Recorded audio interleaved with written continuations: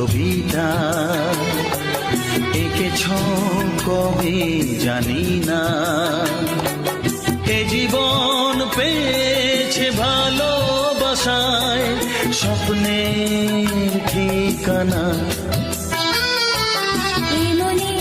প্রেমের কবিতা